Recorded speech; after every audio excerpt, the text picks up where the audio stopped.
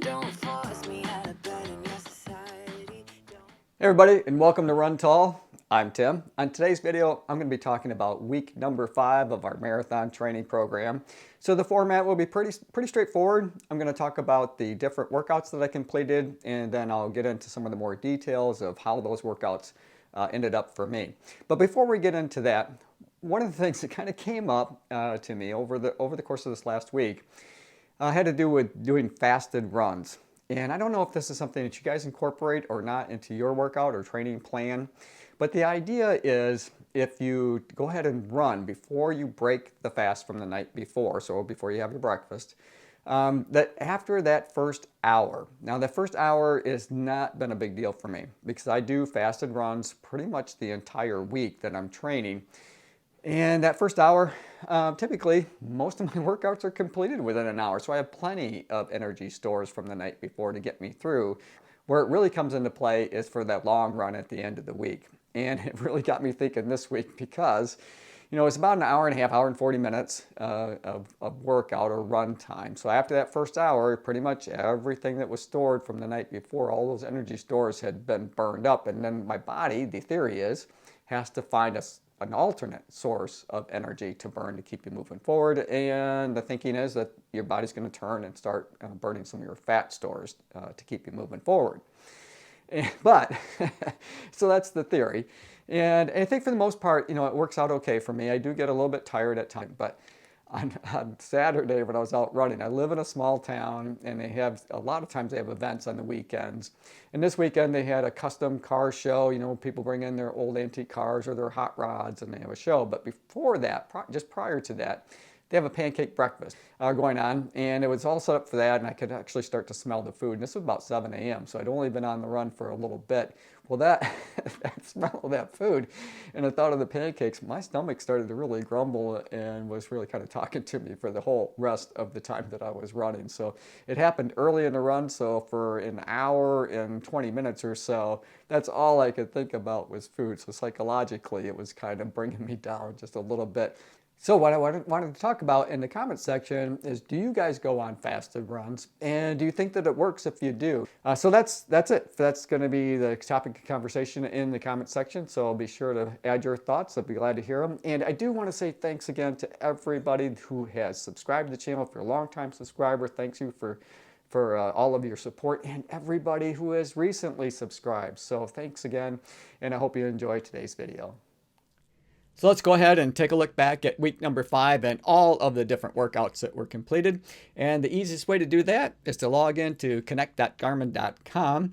And since I'm already logged in, it comes right up to my dashboard. So I'm going to scroll all the way over to the left-hand side and then drop down to where it says training, click on training plans. And my active training plan comes right up, and it's already showing us week number 6. So I need to click back on week number 5. So Sunday was a rest day. Monday, I ran some intervals. Tuesday was a recovery run combined with some cross training. And then Wednesday was cross training. Thursday was a rest day. Friday, I ran some intervals. And then Saturday was the long run. So let's take a closer look at each one of these. Hey everybody, it is Monday. It is the start of week 5, and I'm going to kick it off with my first run being some intervals, so doing a little bit of speed work. The format is pretty straightforward. I'm going to warm up for 10 minutes, and then I'm going to run hard, pretty much at threshold pace for 6 minutes, and then I'll have 90 seconds to recover. And then I'm going to repeat that sequence 5 different times for 30 minutes of hard running, and then I'll finish the workout with a 10-minute cool down. All right, I'm going to get into it.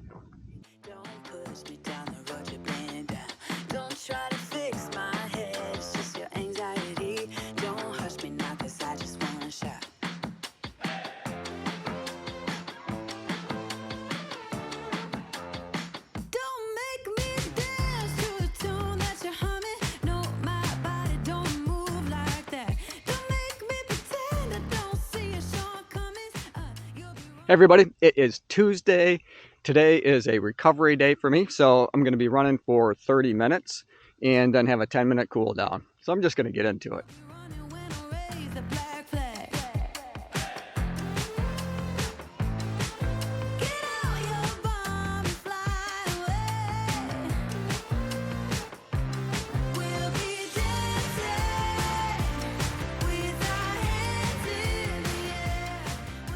So it is Friday, so I'm going to be headed down to my local high school track to do some speed work. Going to be running some intervals today. The format is to warm up for 10 minutes, and then I'm going to run hard for 5 minutes. And then I'll have a minute to recover, and then I'll repeat that 6 different times for the 10 minutes to cool down.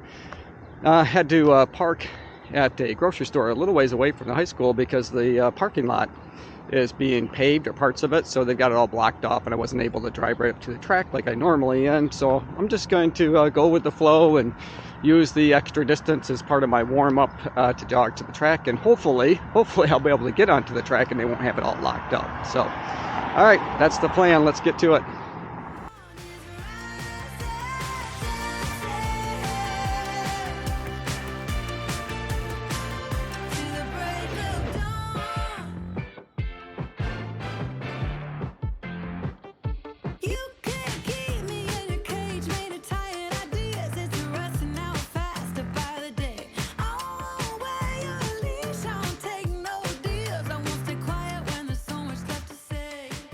So it is Saturday, which means it's my long run day. I'm headed out for about an hour and a half with 10 minutes to cool down, so an hour and 40 in total. I'm running in the AlphaFly 2s today, so I'm going to have some fun with that. It's going to just be at a pretty easy pace, but I don't have a pace in mind. I'm just going to let the pace find me. And I'm starting out really close to home, and I'm going to run down to my local track. I'm going to do a few laps around there and then run back again. All right, so I'm going to get into it.